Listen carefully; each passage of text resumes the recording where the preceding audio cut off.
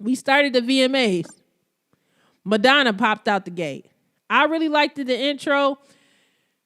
She was giving a synopsis talking about how she started up 40 years ago. Then MTV started up 40 years ago, basically correlating her life and her music career with MTV. She came on stage. She made the infamous Michael Jackson quote of, and they thought they wouldn't last when he was up there with Priscilla Presley and all that.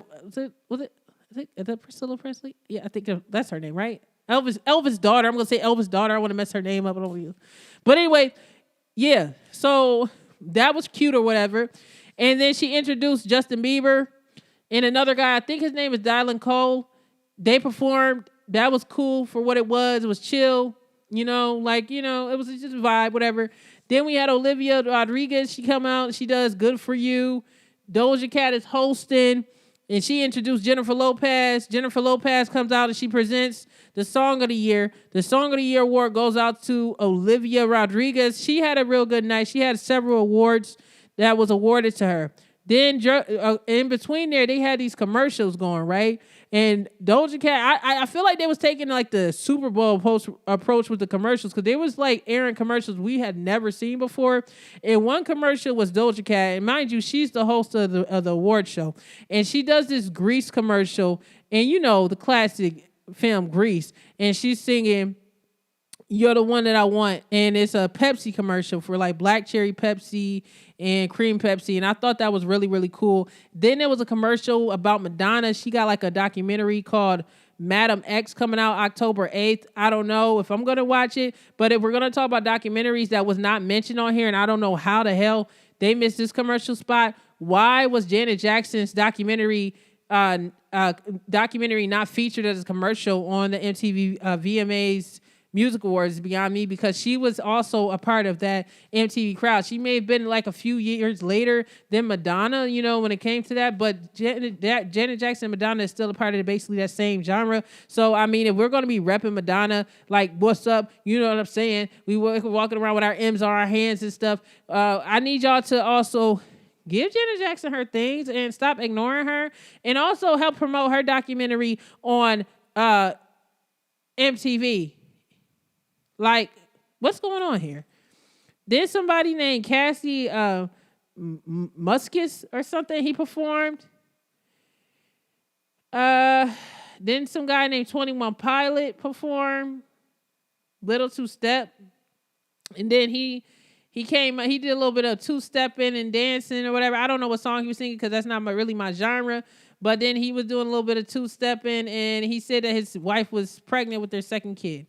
Then in between, like, the presentations, like before the artists and stuff, they would show the new school artists, they would be performing and stuff like that. But they would have the old school artists do the presentations. So another person that came out after Madonna, we had Cyndi Lauper, and she made a speech. She was basically talking about women's rights and stuff. And of course, she was just talking about how women deserve to have their rights. And she basically, after that speech, she presented best pop performance. And the winner was Justin Bieber, Daniel Caesar, Daniel Caesar, and Giveon. They were the winners. Then we had, of course, in between the shows, you had this guy named St. John performing in between the commercials and stuff. Then that was going along with Lotto as well. So they was correlating between the two of them. Rita Ora came out and she introduced Ed Sheeran. Then Billy Porter, he came out and introduced Lil Nas X for his performance. Then Avril Lavigne came out and presented Billie Eilish with an award. I forgot what award it was, but it was real nice for the moment. It was nice to see Avril Lavigne. I had no idea that Avril Lavigne was still in the music industry. I felt like she disappeared a long time ago, but I really liked her music. Then Camila Cabello, she came out and did like this 1920s salsa, Hispanic black and white theme, and then she brightened it up and she, did her thing, so that was cool. Then we got Lotto. She was doing a big energy song once again. And then Larissa, what's her name? Melissa Lachendo. She announced that she has her own meal at Burger King, similar to Saweetie, who has her own meal at McDonald's. So I guess their answer to the Sweetie meal is that girl's meal, okay? I don't know It is what it is. I'm not eating fast food like that no more, so it's not benefiting me, but do it, girl. Get your check. Simone Biles, she introduced Doja Cat performing. Now, Doja Cat, usually when somebody is hosting, they host in that setting. It's kind of like they're not nominated really or nothing like that. But Doja Cat, she was the host, she performed, and she ended up winning a big award. So she had a good ass night. Artist of the Year went to Justin Bieber. Wasn't shocked about that. Hailey Bailey came out and introduced her sister, Chloe, and did her speech, and that was perfect because they're sisters, and I love to see them supporting each other. Wyclef Jean, he introduced Best Hip Hop Artist, and it went to Travis Scott. I don't listen to Travis Scott music. I don't know if they got it right. Y'all tell me if y'all thought they got it right. Then Ciara came out and introduced Normani.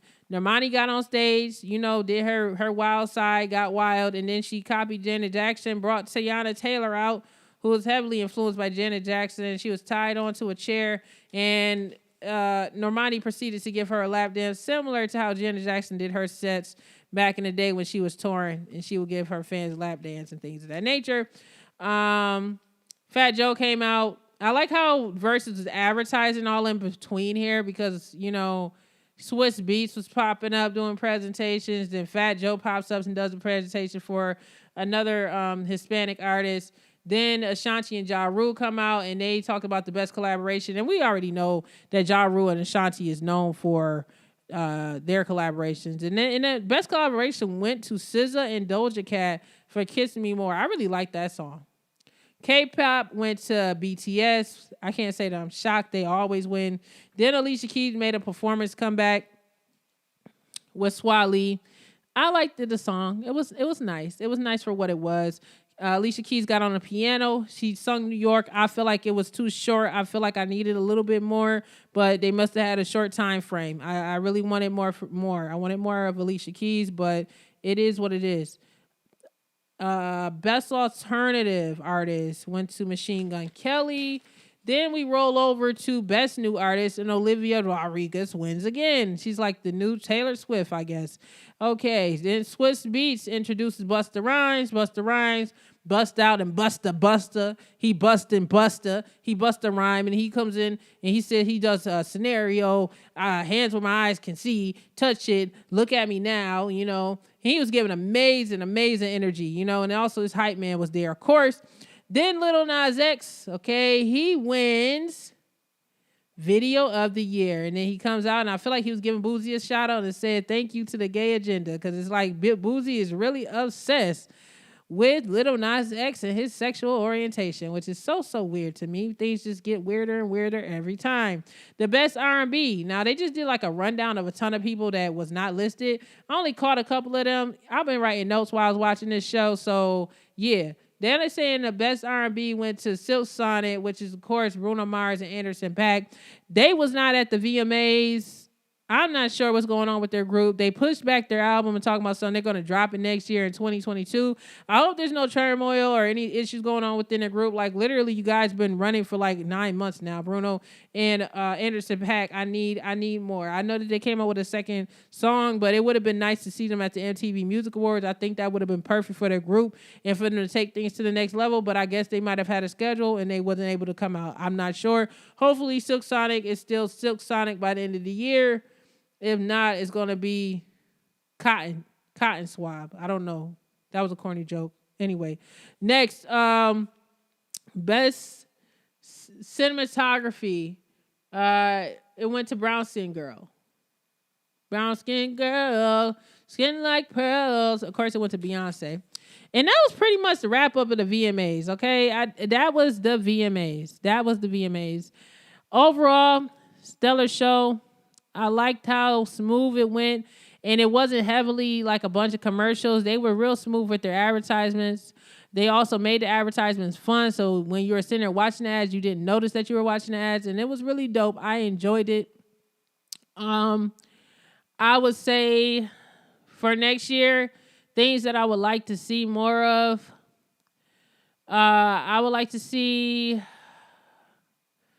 I don't know, I would like to see some more. I don't don't know what to say about MTV. I mean, I like what they did. Maybe some more diversity, just like more of a mixture of, instead of it being like, oh, this half we're going to have the pop section and then this half we'll do the hip hop section. I just feel like it should have been a mixture back and forth between two.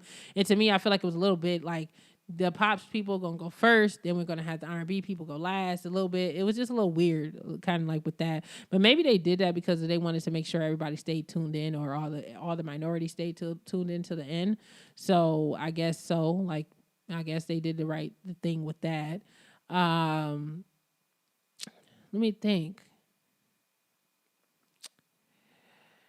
I think it was, I feel like it could have been a little bit more exciting performances as well. I know one performance I didn't really care for was Ed Sheeran's performance. Like, I was trying to like it because I like some of his songs, because his songs, the more slower tempo songs work for him. But that fast song, it just wasn't doing it for me. No. There was a couple of people that just gave me a snooze fest. Like the one girl, I forgot her name, but she was like, and it's probably why, because that performance was so boring. It was so boring. She had like the fire burning, and it was just weird. It looked like a strange seance, and it just made me tired. I just like, is it night? Are you ready to go night? Like, it was just really, really boring for me, and it just did not hit the spot. Let me think. What else? Yeah, commercials. Yeah, I think that's pretty much what it is, man. That's pretty much all it is, you know what, this MTV Awards made me realize that we've lost a lot of great entertainers, like, and it's letting you know that life is going, because there was so many people that wasn't there, and some of them aren't there because they're trying to pass the torch, and I guess they're aging the artists out. But a lot of them, it's so many people that have passed on. That's a part of the culture. And I realized that, and what made my day? Seeing Busta Rhymes perform, that was a real nice thing. I'm glad that they brought him out, and his hype man is still alive, and they did that show because I feel like it was needed. It was needed, very much needed for the culture. But yeah, I mean, Doja Cat, pretty good host. She wasn't boring. I mean, she's not a queen of comedy neither, but she did what she needed to do. She had that weird costume at the end. And she like shaped like a donut or a donut worm. I don't know what it was. I swear, like, fashion people just be like making up anything and be like, you know what, it's worth $12 million because I said so. Like, maybe I could do fashion. I don't know. I think this week was New York City Fashion Week as well. Like, this is like the last day. It's supposed to be a Met Gala. When is the Met Gala? Hey, to listen to the rest of this podcast, be sure to check it out right now on Apple Podcasts, Spotify, Google Play, Stitcher, TuneIn, and much, much more, y'all. It's the DJ Erica Podcast, where we talk about celebrity news, commentary. Yo, check it out right now, okay? All of those apps are free, $99. Download it and hear the full podcast. I'm making a movement. I appreciate everybody for your support, and I'll catch you guys on the next one. Much love. Peace. Also, make sure you guys go to my website, djjericapod.com, for the latest music, news, and entertainment gossip, y'all. Come on and join the community, and make sure you guys subscribe. Put your email list in, subscribe, and you guys will be notified for late breaking news. I'm always moving, y'all. If you like music from the 90s and the 2000s, make sure you guys subscribe to my other channel, DJ Erica Music Lounge, where I'm playing all of your favorite throwback jams, y'all. And I get down, baby. It's my mix show. It's you hearing what I sound like. Yeah, I sit here and gossip, but I am an actual DJ, and I do mix it up on the ones and twos. So I hope you guys join me. Make sure you guys, of course, subscribe to this channel, but also go ahead over to DJ Erica Music Lounge and subscribe there now. I appreciate y'all. Peace.